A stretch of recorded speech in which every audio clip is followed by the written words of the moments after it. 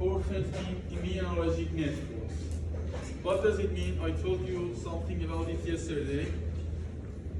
In last session I talked about it in last lectures of immunologic network. What does that mean? There is no one. There is. We do not have any immune response which is mediated by just one cell. So we have always a network of cells together. That they, for example, I'm giving you an example of a network in immune system. For the activation of cytotoxic T cells, CTLs, what do we need? How a CTL can become activated? We need an APC. Okay? What's the function of APC? Presentation of antigen to the T cell. Without APC, we won't have any T cell function. Is that clear or not, please? I'm talking about an example of immunologic network. So, we have an APC which is presenting T cell in order to activate T cells, cytotoxic T cells.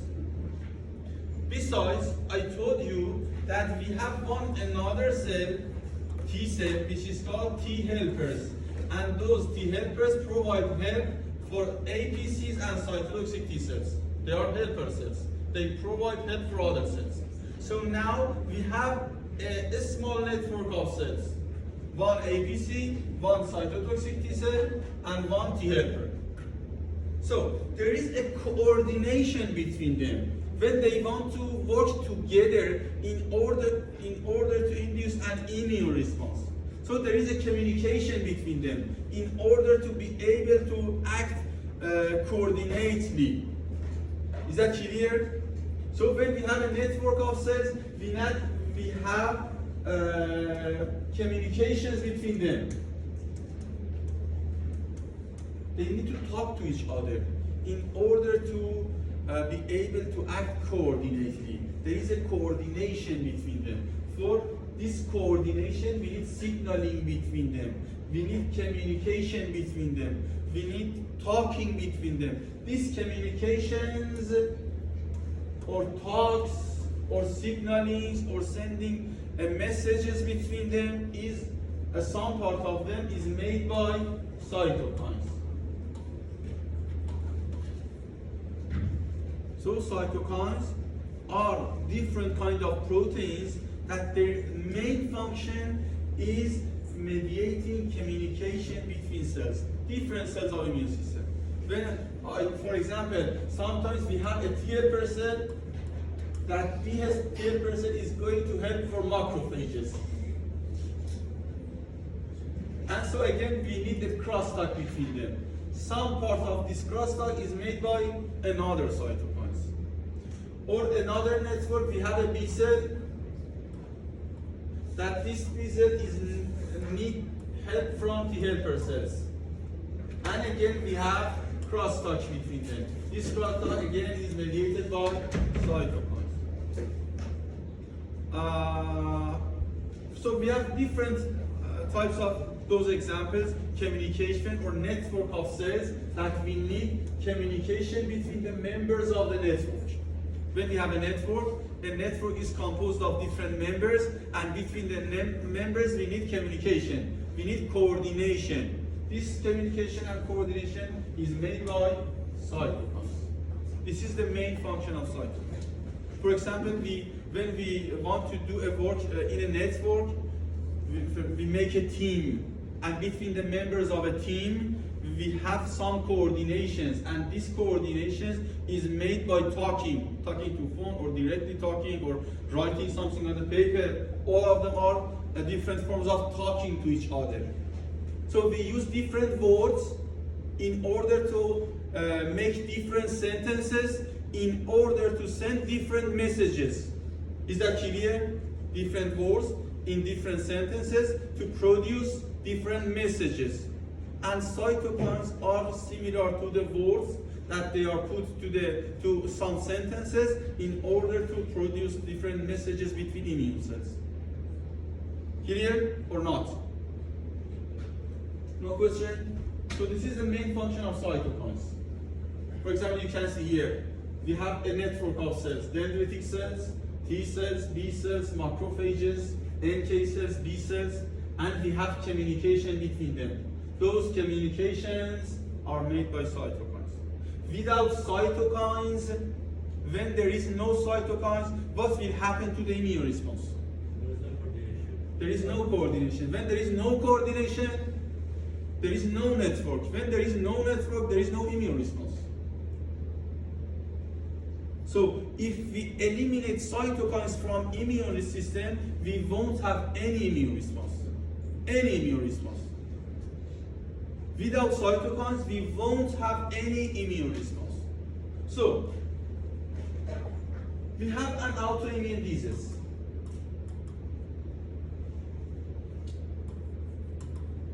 Autoimmune disease. For example, autoimmune hemolytic anemia and autoimmune disease. Okay? How can we use cytokines to treat these diseases? Can we use cytokines to treat the autoimmune hemolytic anemia or not?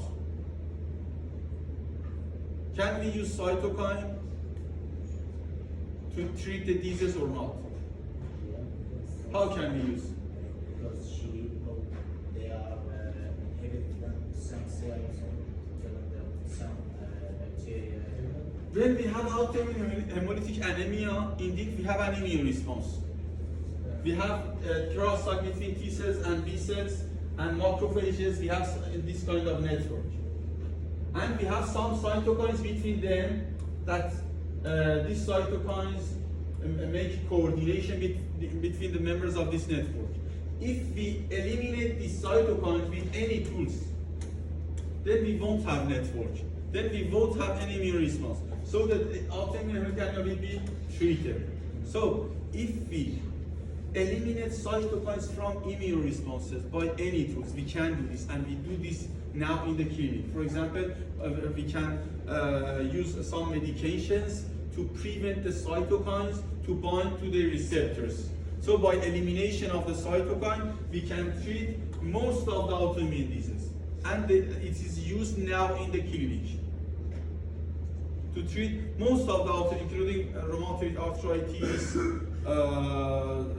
systemic lupus erythematosus, again,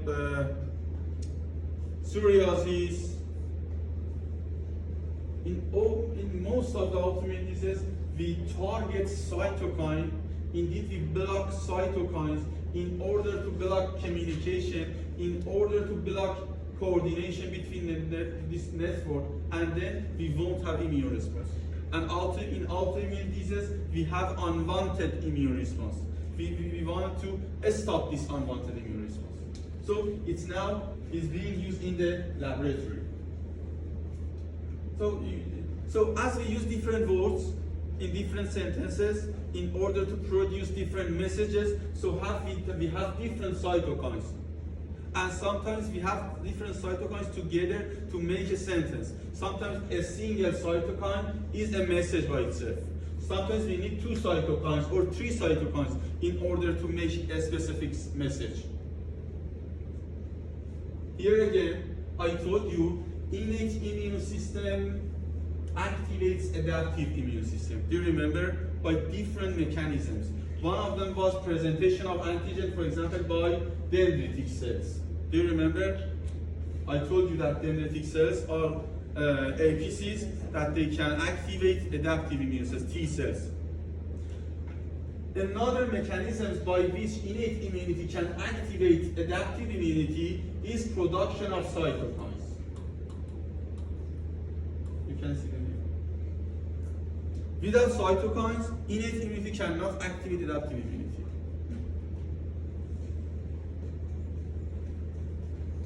So, knowing the concept of immunologic network and immune response, or when we have immune response, we have a network of cells that they are producing or developing an immune response. And knowing this, that in any network we have different members, and between these members we need communication, and cytokines mediates this communication. It is the main function of cytokines. It's the main concept of cytokine lecture. And the rest of the slide is indeed the details of this concept. So I told you we have different networks of immune cells. For example, we have a network here that is composed of for example, mast cell, a parasitic infection, granulocytes, TLR9, another CD4 positive T cells, regulatory T cells, TLR1 again, and many other T cell immune cells that they always have the networks, and networks. And between those networks we have cytokines. All of these are cytokines, for example. You can see they are cytokines. So without those cytokines, we won't have communication between these members. So we won't have any immune response. They are the example. You do not need to memorize the content of this image.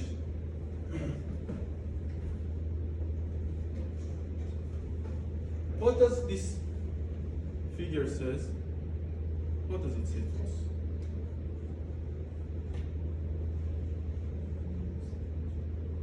Cytokines everywhere. Cytokines Everywhere.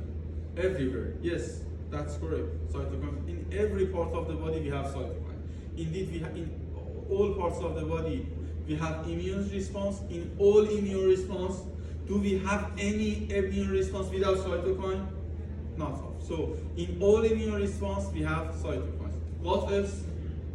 What else? This image tells us. Effect on Other organs. So cytokines are indeed tools for communication between immune cells. Not only cytokines are used for communication between immune cells, cytokines are used for communication of immune system with other organs. So I told you that immune system is, we have immune system and immune system cells in all parts of the body and in all organs. So we have a crosstalk between immune cells and other organs. So cytokines are communication tools not only between immune cells, but between immune cells and other organs, liver, bone marrow, for example. When we have an infection here, and we need a higher number of neutrophils, and neutrophils are produced in the bone marrow, we will produce some cytokines here, and those cytokines goes to the bone marrow and tell the bone marrow that I need more neutrophil or I need more lymphocyte. Then bone marrow will produce more B cells or more neutrophil. There is a crosstalk between immune cells here and bone marrow. Okay? So cytokines are used for communication to send messages between immune cells and other organs as well. So you can see here, you do not need to memorize the content of this table. You can see here different type of diseases: autoimmune disease, allergy, Alzheimer, atherosclerosis, cardiovascular disease, cancer, depression, gastrointestinal disease, and so on. So different types of diseases. And in all of them, we have cytokines involved. And in each one, we have different cytokines that are involved. It means in all of the diseases, almost in all diseases, we have involvement of immune response. And when we have involvement of immune response, we have involvement of cytokines. So in all diseases of the body, cytokines are involved. That's why we can use the cytokine in the clinic. We can use the cytokines in the clinic for detection of the disease, for the treatment of the disease. We use cytokines to treat the disease, and we use neutralize the cytokines or block the cytokines to, for example, to treat autoimmune disease, unwanted immune response.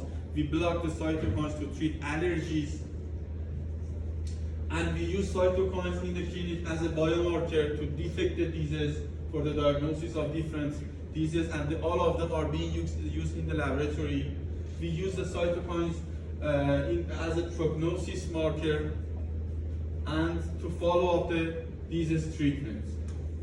All of them are the indeed application of cytokines in the clinic. And there are examples. You do not memorize the content of the tables. If you can see, for example, cytokine, detection of cytokine, cytokines as a biomarker. Biomarker means checking of some biologics to detect the disease. For example, in COVID-19, IL-6 is an example of cytokines. It was checked for the COVID-19 severity. In tuberculosis, some other cytokines. You can see different cytokines here for the detection of different diseases.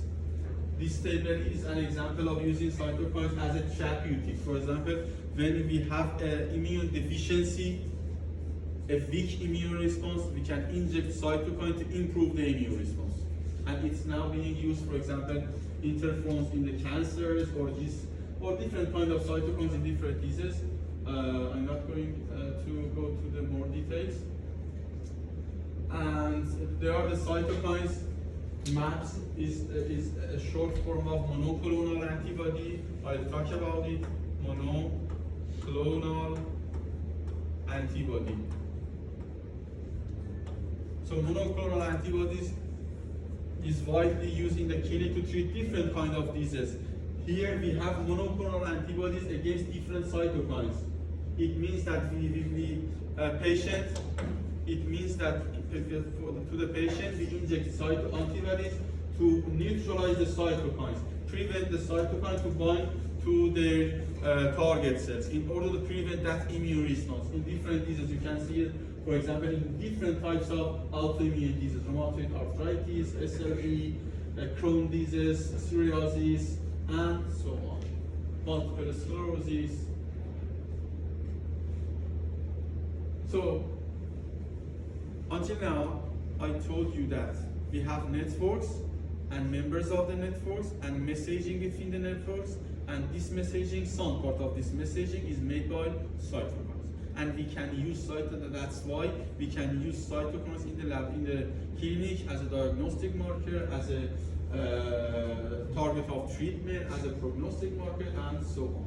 So they are communication tools.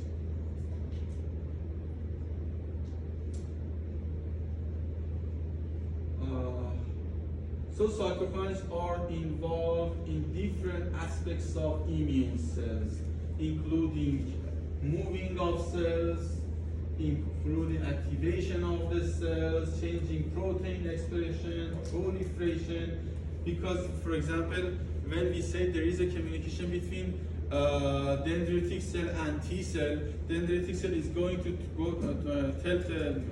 to tell to T cell that I need, for example, CTL, I need T helper 1. This is a message that is sending by dendritic cell. Or sometimes one cell is going to say to another cell, I need more number of that cell. So this message is sent by cytokine to increase proliferation. And for example, sometimes we need, for example, some cytokines are involved in the differentiation of B cells to plasma cells. So this differentiation is made by cytokine. So in all aspects of immune response, including activation, moving, proliferation, differentiation, and even hematopoiesis. What does this mean? What does this mean, hematopoiesis? Production of blood cells. Cytokines are involved in hematopoiesis as well. So we have different kind of cytokines, and different naming systems has used to name the cytokines. At first, cytokines that were produced by lymphocytes, they were called lymphokines. But those one who was produced by monocytes was named monokines. But after a while, scientists understood that cytokines are communication between leukocytes. So they called the cytokines interleukin. Leukin from leukocyte, and inter means communication between leukocytes. So we have many cytokines that they are named with interleukin. For example, interleukin 1, 2, 3, 4, and so on. Some cytokines are named chemokines because they are involved in chemotaxis. What does chemotaxis mean?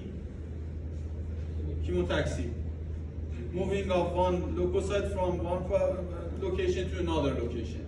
Moving of leukocytes in the tissue is called chemotaxis. They are mediated by a specific kind of cytokines, so they are called chemokines. And some other cytokines which they interfere with viral infections, they are called interferons, interfering with viral infection. They are the just naming system. And some cytokines are named based on their function. For example, TNF alpha is indeed tumor necrosing factor. It was a cytokine that induced necrosis of the tumor cells. Another one is TGF beta, tumor growth factor. It increases the growth of tumor. And finally, a general term was coined to all of them, cytokines. So there are names of different cytokines, and these two are not used anymore, but those ones are used commonly in the laboratory, in the clinic, in the textbook. They're just names. So we have different interleukins, interleukin 1, 2, 3, 4, and so on. I'll talk about the function of some of them. I won't talk about the details of all of them. And interferon alpha, we talk about TNF alpha. I'll talk about this one, this one, this one, this one, those one, this one, they are this one, and that's it. It's important to know that a cytokine should bind to its own receptor. When we talk to each other, we use words and we hear the words with our ears. Okay? So the receptors are indeed the ears of the cytokine. They are cytokine receptors. When there is no receptor, this cytokine cannot bind to. For example, you have two cells. This cell do not have any receptor for this cytokine, but this one has a receptor. So just this cytokine will act on this cell. So cytokines bind to their own receptor. When we have different kind of receptors, cytokines, so we have different receptors for example, interleukin 1 receptor, 2 receptor, interferon alpha receptor, interleukin 22 receptor, and so on. When we have different receptors, we have different cytokines, and then we have different receptors for them.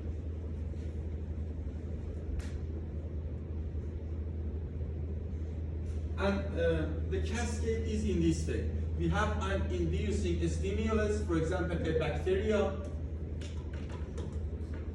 that this bacteria activates a target cell, and this target cell will produce a cytokine to send message to a second cell. Then it will induce some changes, which is called biological effects in the target cell. This is a normal process of production and action of the cytokine.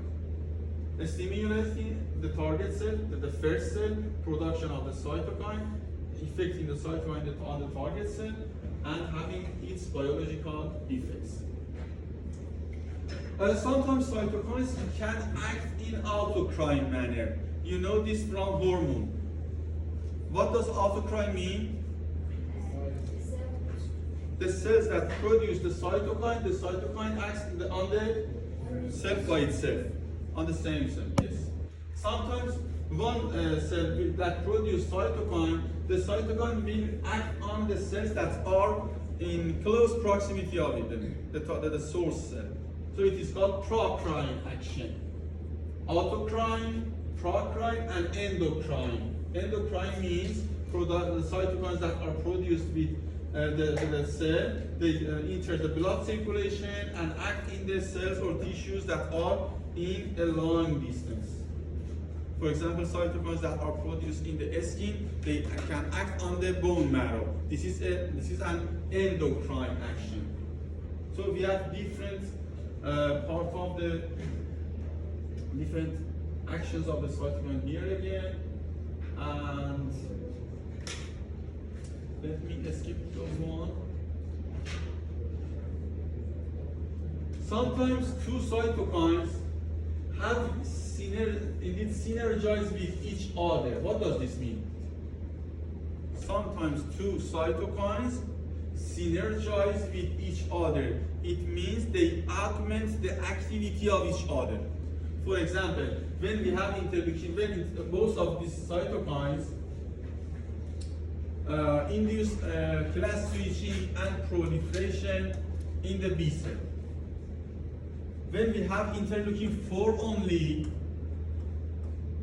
interleukin 4 will increase the proliferation of B cells, for example, 2-fold. And interleukin 5 only will increase B cell proliferation again 2-fold again. But when we have them together, the proliferation of B cell will increase, for example, 20-fold. Not just 4-fold, 2-fold from interleukin 4 and 2 other from 5. 20-fold or 100-fold. It means that they are augmenting the activity of each other. It means synergizing effect in biology. And sometimes we have some cytokines antagonize each other. It's the opposite of the previous one. Two cytokines that prevent the action of another cytokine. We have regulation immune system. Interleukin 4 will increase or the activity or class switching in B cell, but interferon gamma will prevent the action of interleukin 4. So the prevention of the action of one cytokine with one another is called antagonistic action.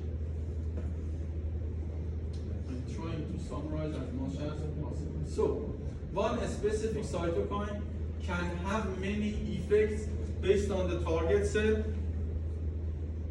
based on the state of the target cell, that the target cell is differentiated, activated, or naive, and based on what is the difference between naive and effector cell?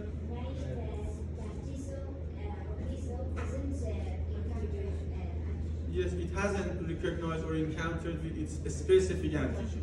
But the effector is after activation and the cells that can fight or can do yes. So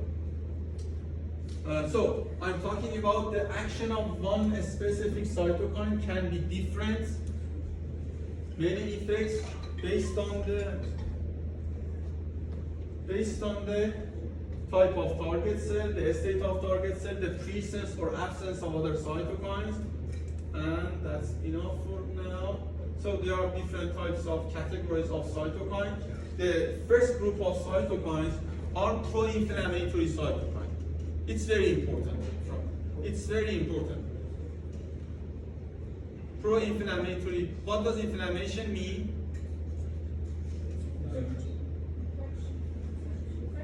Infection can cause inflammation. So now what inflammation means? In autoimmunity we have inflammation, but sometimes we do not have autoimmunity. We have, for example, an infectious disease. Acute? No.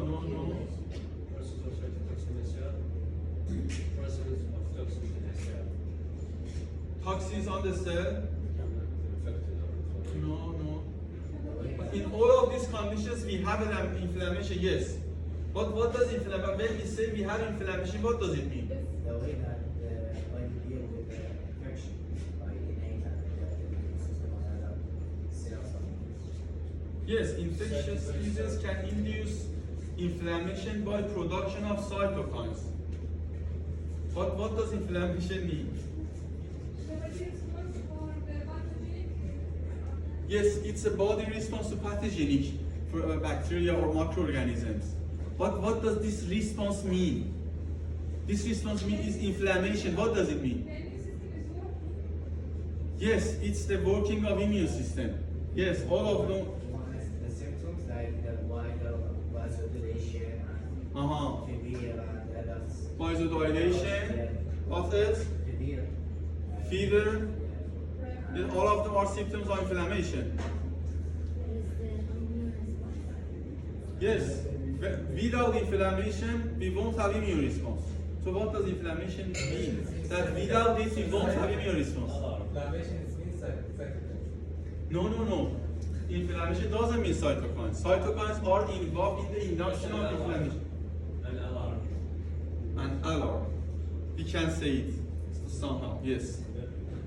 For example, this is a skin and some bacteria has entered to the under of the skin. So my skin, I have an entrance of bacteria. How immune cells in the blood circulation and bone marrow is going to know that we have bacteria here? Please, it's a very important question. We have some bacteria here. We have some, for example, COVID viruses in my lung. How my immune system in blood, when we say immune system, we mean immune cells in the lymph nodes, in the circulation, in the bone marrow.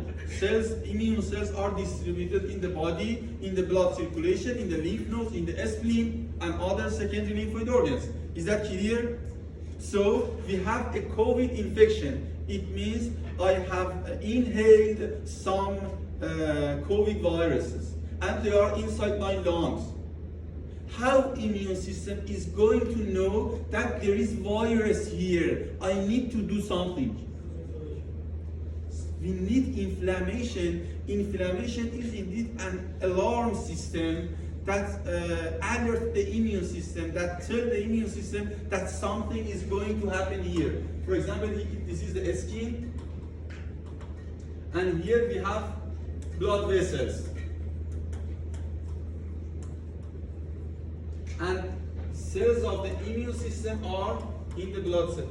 So after entrance of bacteria, some cytokines are produced here that those cytokines affect the nearby blood vessels in order to tell the cells in the circulation that something is happening here. We need you. Okay? So those cytokines are pro-inflammatory cytokines that in the first exposure to the infectious agent or any damages, we might have damage. In any damages, we have damaged cells or altered antigens, again we will have immune response. So after any infection, the cells that are here will produce pro-inflammatory cytokines. We have some macrophages here, the small number, some epithelial cells of the skin, and macrophages and mast cells will produce pro-inflammatory cytokines. Pro-inflammatory cytokines. They are called pro-inflammatory because they are inducer of inflammation. And they will act on the nearby blood vessels in order to touch with the cells in the blood circulation. That something bad is going to happen. We need you. Then we will have migration of those leukocytes to the site of infection. So we will have recruitment of immune cells to the site of infection. That's why after action of these cytokines on the blood vessel, we have vasodilation in order to increase blood flow to the site of infection. When we have a higher blood flow, we will have more cells. And those cells now leave the blood vessels to the site of infection. So it is called, indeed, inflammation is a process that by which the immune system recruits the cells to the site of infection. Without inflammation, we won't have this huge recruitment of immune cells from the blood circulation, from the blood vessels. Clear or not? Yes? So if you want to define inflammation, how can you define inflammation now? It's like a mark. I need a definition of inflammation. It's like a mark. A It's like a mark. mark, marking of what? Marking the site of infection. Yes, what else? Yes, thank you, what else? A simple definition for inflammation. It's a sign that called the immune cell to come to the infection site. It's a sign to call. It's a sign and call the immune cells to come to the infection. So it's the recruitment to summon the immune cells to the site of infection. So inflammation is a process that recruits the cells to the site of infection. Without inflammation, we won't have vasodilation. As a result of the act of these cytokines, for example, I told you we have cytokines, pro-inflammatory cytokines. They will increase the dilation of the vessels. They will increase the permeability of the vessels in order to, for example, exit complement proteins, immune cells, antibodies. All of them are in the blood circulation. Okay? So the permeability of the blood will increase in order to we have more antibody in the site of infection, more complement proteins, more immune cells. All of them are different components of immune response: antibodies, complement, and immune cells. So those three cytokines, TNF alpha, interleukin 1 and interleukin 6, all of them are pro-inflammatory cytokines. Indeed, they are the first cytokines that are produced in the first exposure to damaged cells or infection. Okay? That's why we say them pro-inflammatory cells, cytokines. We have another group of cytokines that they are called inflammatory cytokines. They are different. They are pro-inflammatory. Three important pro-inflammatory cytokines. Another group of cytokines are anti-inflammatory. What does that mean? Anti-inflammatory cytokines. Yes, they prevent inflammation. When we do not need inflammation, they will suppress immune response. Do you remember I told you that we have activation of immune response, the maximum immune response, clearance of antigen, and then again contraction of immune response. Immune response. What type of cells were involved here? No, what type of cells? Regulatory T cells. I told you that regulatory T cells use something to suppress immune system. They are main product of regulatory T cells. Regulatory T cells will produce IL-10 and TGF-beta in order to contract immune response after clearance of the antigen, or prevent immune response to self-antigens in order to prevent autoimmune disease. When we do not have autoimmune disease, it means that regulatory T cells successfully has prevented the activation of immune system against self-antigens. Clear? So they are they are indeed suppressory cytokines.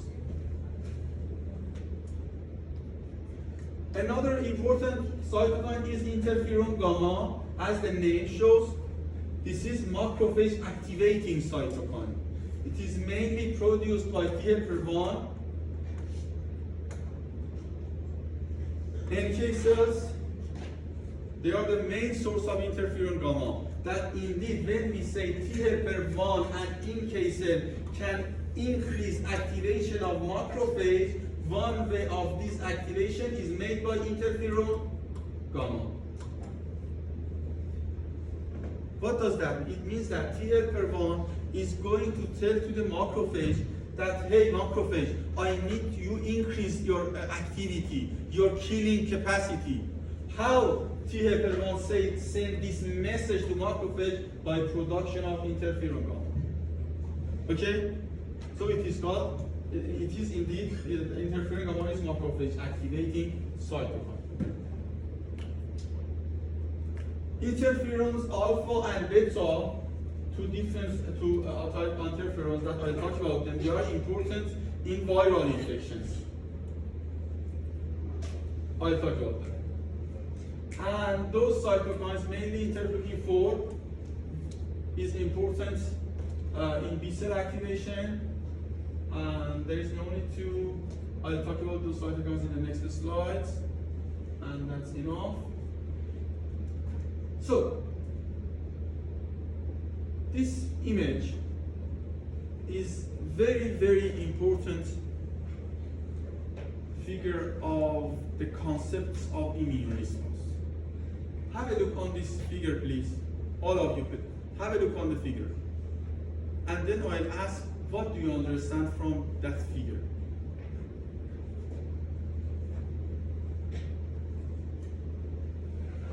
The follow is from above to the bottom.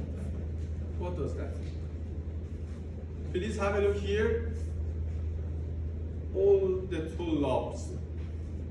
Yeah? Two lobes. Please have a look on the figure. Shabab. Shabab means boys. Yeah. Girls. What else? Benat. Benats and shababs. No, benat is plural. Yeah? Yeah. Bent is. So, what do you understand from the figure? What does it tell us? What does the figure tell us about immune response, about cytokines, about innate immunity, about adaptive immunity? All of them are involved in this figure. Pumps and dumps, pathogen-associated molecules, they are antigens that activate innate immune cells. Pumps and dumps, pathogen-associated molecular pattern and damage-associated molecular patterns. They are antigens that activate innate immune cells.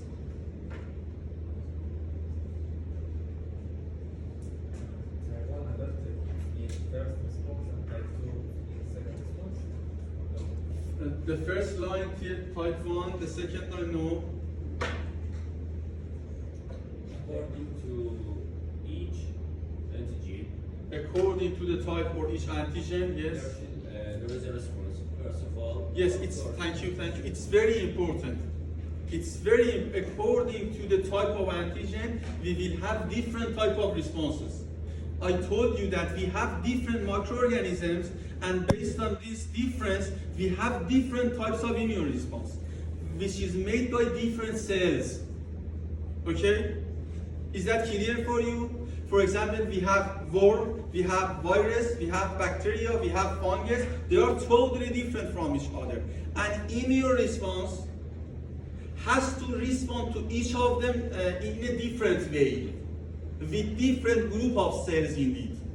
That's why we have different types of cell in immune system. Macrophages, NK cells, T helper 1, T helper 2, cytotoxic T cells, B cells. Why do we have so different kinds of cell in immune system? Because we need different immune response against different microorganisms. Is that clear or no?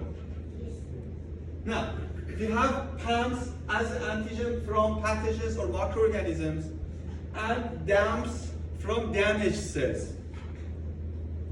So, the type of immune response, we have three types of immune response here. T helper 1 is for cellular immunity. You know this, I told you. T helper 2 is for humoral immunity. And T helper 17 is for immune response against neutrophils, extracellular neutrophils, and fungi infections. Okay? We have three types of immune response. And those three types of immune response is based on the type of the antigens. For example, if we have a fungi, we will have T helper 17 response. If we have, for example, a parasitic infection, we will have T helper 2 response. If we have a viral infection, we will have T helper 1 response. I told you, you know that T helper 1 is for cellular immunity, and cellular immunity is against intracellular antigens. Is that clear? You know this. We have cellular immunity against intracellular antigens, and T helper 1 is an important mediator of or helper of cellular immunity. Humoral immunity is against extracellular antigens, for example, extracellular bacteria, extracellular fungi, and they, or for example, parasitic infections. So they are important in the induction of a humoral immune response against, for example, a parasite. And T helper 17 against fungi and extracellular bacteria. But what those tell us? It means that innate immune cells can recognize the damps by what? How innate immune cells can recognize damps and pumps? By using PRRs. We have different PRRs, they are antigen receptors of innate immunity. So innate immune cells, what do we mean by innate immune cells? Give me some examples of innate. Dendritic cells, macrophage, natural killer cell, what else? Monocyte, eosinophil, basophil, neutrophil, mast cells, all of them are innate immune cells and all of them have PRRs. So innate immune cells use their PRRs to recognize, to detect the PAMs or DAMs. And then this is a key term here. They will decode the nature of the antigen. So the decoding of the nature of antigen, what does this decoding mean? Decoding the nature of antigen, decoding the PAMs and DAMs. What does this mean? Discrimination from other terms or not? Discrimination between other terms, yes, but If it is bacteria or virus. yes. How immune system should know that there is a bacteria here, I need macrophage, not eosinophil. How immune system is going to know that there is a parasite here, I need eosinophil, not macrophage. We have virus. Immune system has to know that there is a virus here. And for virus, I need cytotoxic T cells, not, for example, TFR2. For parasitic infection, a worm, we need TFR2 and eosinophil and B cell activation. How immune system is going to do that? We have a specific type, and based on the type of this infection, I need to induce a specific immune response. This means a decoding, which is made by innate immune cells. That's for example, dendritic cells can detect we have fungus or virus or bacteria. That's the dendritic cell. Or macrophage that can detect we have if we have bacteria, virus, or fungus, or worm. And based on this decoding, based on this recognition, they will produce some kind of cytokines. Okay? If the infection is, for example, a virus, they will produce interleukin 12. If the infection, for example, is a worm, they will produce IL-4, for example. If the infection is a fungus, they will produce IL-17. Then those kind of cytokines will act on adaptive immunity. And they will induce differentiation of different T helpers. So this means that based on the type of antigens, indeed based on the type of microorganisms, we will have activation of innate immune system, and innate immune system will recognize the type of microorganisms, and based on the type of microorganisms, will produce some cytokines, that those cytokines will activate adaptive immunity. That's why in this slide,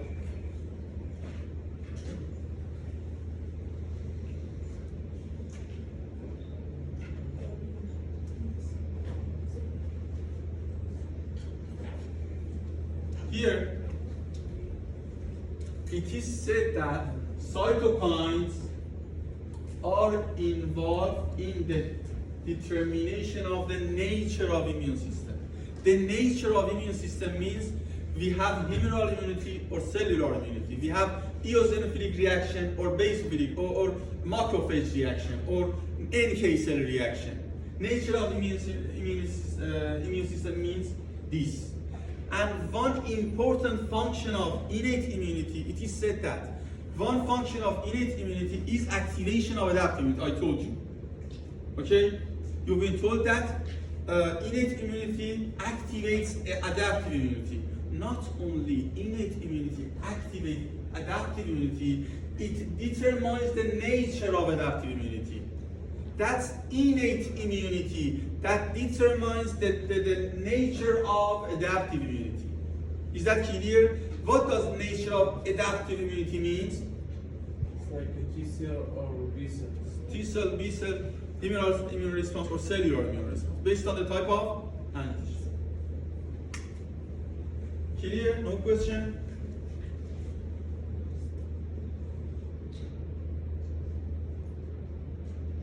So this figure is very important figure. That includes PAMs, PRRs, innate immune cells, decoding of the antigen by innate immunity, production of some cytokines based on the type of the antigen, and activation of different arms of adaptive immunity. And it's sometimes we have activation of regulatory T cells. It's the same figure, the similar figure for the previous one. But sometimes we need we will have, or we need regulatory T cells. And you can see here that based on the type of antigen, we will have different cytokines. This one for a cellular antigen, this one for extracellular antigens, and so on. Different type of antigens that all of them act on a naive CD4 T cells. What does naive mean? Unexperienced T cell. So after acting of these cytokines on the naive cell, if there is interleukin 12, we will have T helper 1.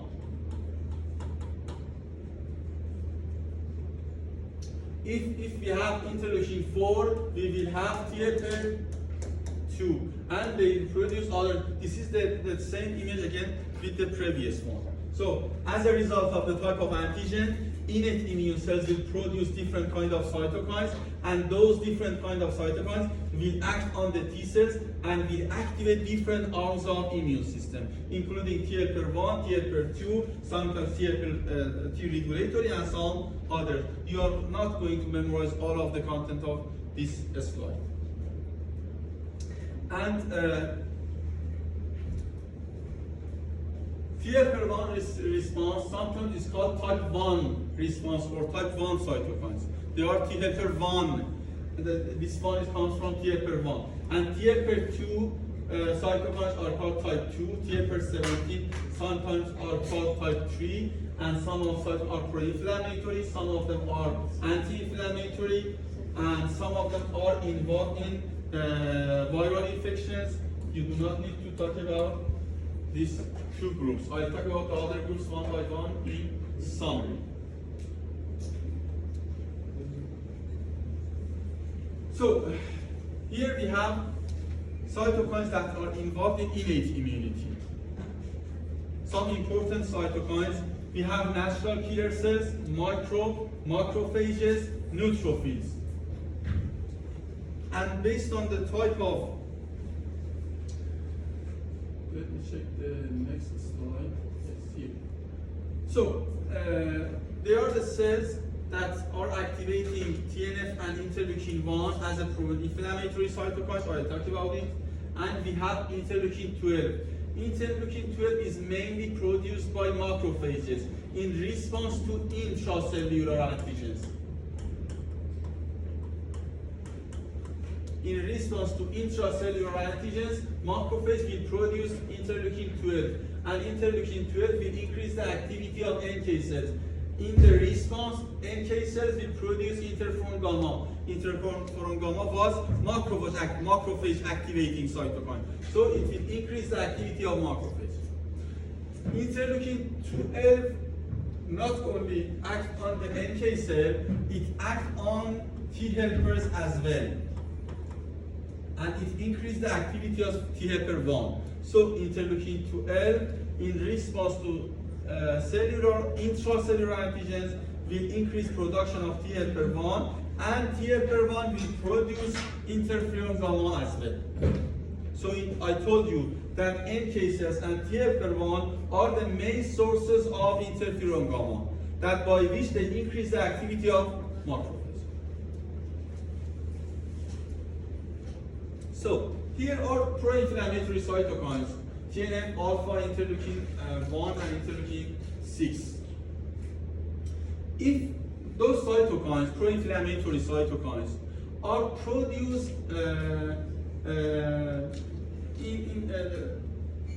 not so much, when we have a small amount of those cytokines, they will have just local inflammation. What's the difference between local inflammation and systemic inflammation? We have local and systemic. When we have local, for example, when we have infection here, the inflammation is just here, not other parts of the body. But when the inflammation is very severe, we will have a higher amount of these pro-inflammatory cytokines that will act on different organs of the body. So we have a systemic inflammation, that it could be lethal even for the patient. So we have, for example, an infection here, and as a result of the infection, we will have production of TNF alpha, interleukin 1 and interleukin 6, and in local inflammation, they will increase permeability of the blood vessels. I told you, they will increase the dilation of the blood vessels, and they will increase adhesion molecules. Adhesion molecules are used in movement of the leukocytes. That's enough. Just knowing this is enough. They are applied. They are used in the movement of the leukocytes. So by increasing the permeability and vasodilation, they will recruit the leukocytes to the site of infection. They will increase the leukocytes, the production of leukocytes by the bone marrow, and they will activate leukocytes in the site of inflammation. This is called a local inflammation. Increasing the blood vessels permeability, increasing the vasodilation and recruitment of cells to the site of infection and activating them over there. Sometimes we have a moderate amount of those cytokines.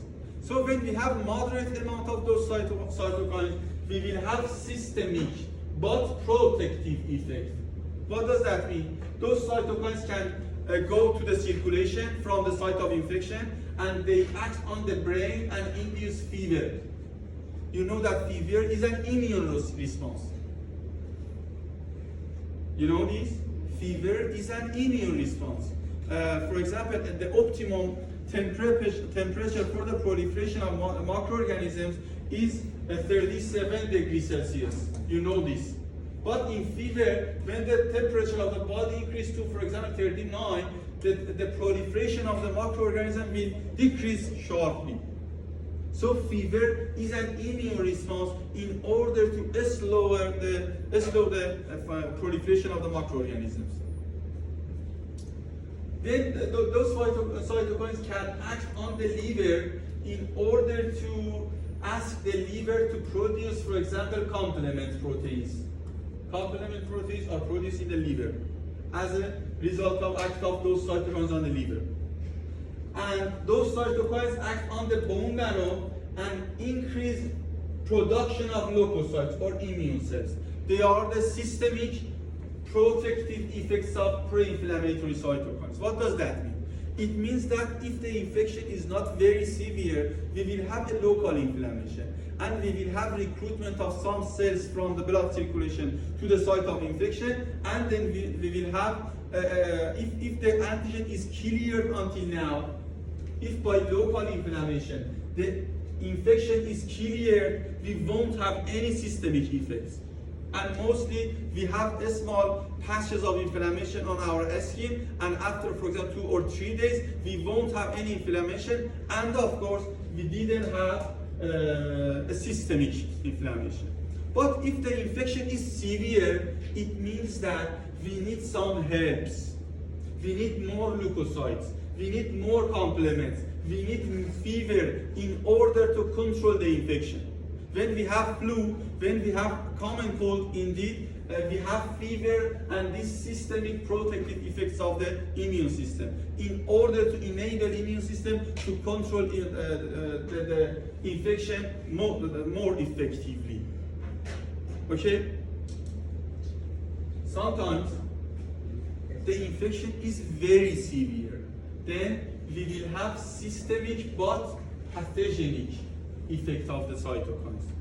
It means that TNF will act on the heart and decrease the output of the blood from the heart. It will act on the blood vessels and induce activation of thrombosis. It will act on the on the muscle, skeletal muscles, and it will induce insulin resistance. And as a result of this, the blood pressure will decrease suddenly and sharply.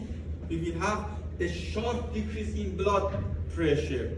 We will have a sharp decrease in blood glucose, sugar of the blood. And as a result, the patient sometimes will die as a result of severe inflammation that is toxic, that is pathologic. It means that this systemic severe inflammation can even cause multi-organ failure, because we have dilation of the vessels in all parts of the body. When we have dilation of the blood vessel, the blood pressure will decrease sharply, and we won't have the proper amount of blood to the brain and other organs. And as a result of low reaching of blood to the tissues, we will have death in the cells of the tissue, and it is called multi-organ failure, death of different organs of the body. It is so. This is the pathologic effect of inflammation. So, does inflammation, or is inflammation bad or good? Good. What else? It's good. It's good and bad. When good and bad. When it is controlled, it is good. But when it is uncontrolled, when we have a severe, some deaths of the COVID-19 was a result of this one. COVID virus, the patient infected with COVID, inside the body of the patient, we had a very severe inflammation, systemic inflammation.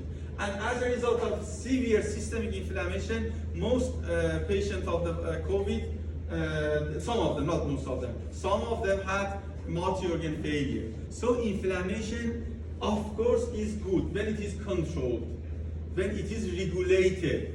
But when it is uncontrolled and dysregulated, it would be detrimental or dangerous. It could be lethal to the patient.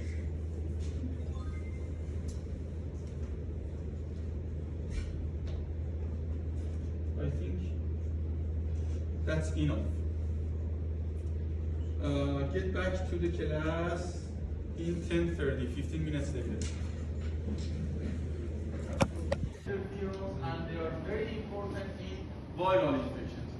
So, cytokine interferon, like interferon alpha, beta, they are produced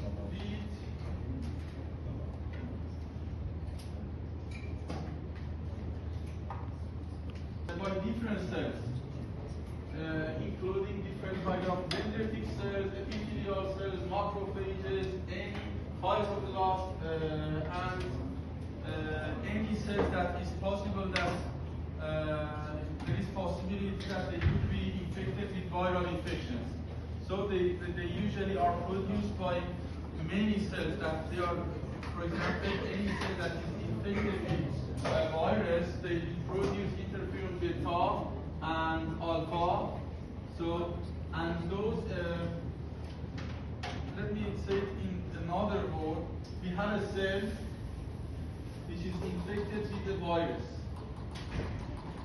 So when this cell is infected with virus, this will produce interferon alpha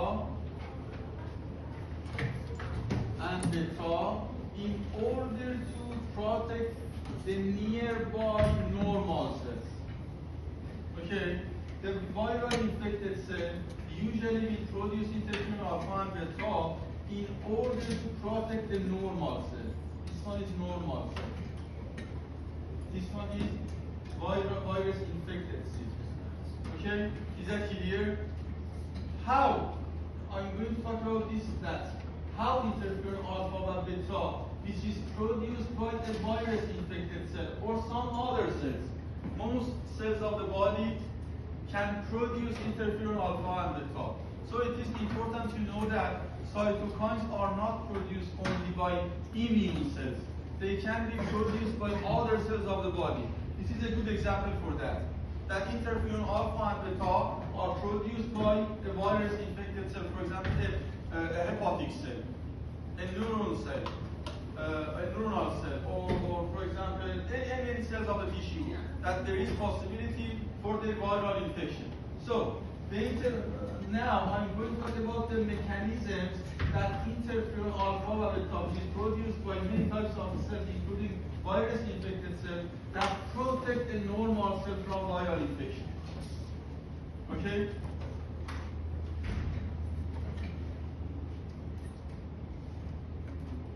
You can see here that we have type 1 interferon, which is produced by virus-infected cells. It acts in different cells, mainly nearby cells, in order to prevent or protect them from a virus infection. It is induced a state in the target cell, which is called antiviral state, by the act of interferon alpha or beta, which is produced from a virus-infected cell. They can induce an antiviral state in the target cell. It means these cytokines, you know that virus is an intracellular pathogen. Why virus is an intracellular pathogen? Why it cannot proliferate in the outside of the cell? Because virus doesn't have any organelles that can be alive outside the cell. Yes, it doesn't have anything that is needed for them to be alive in the out of the cell. Mainly,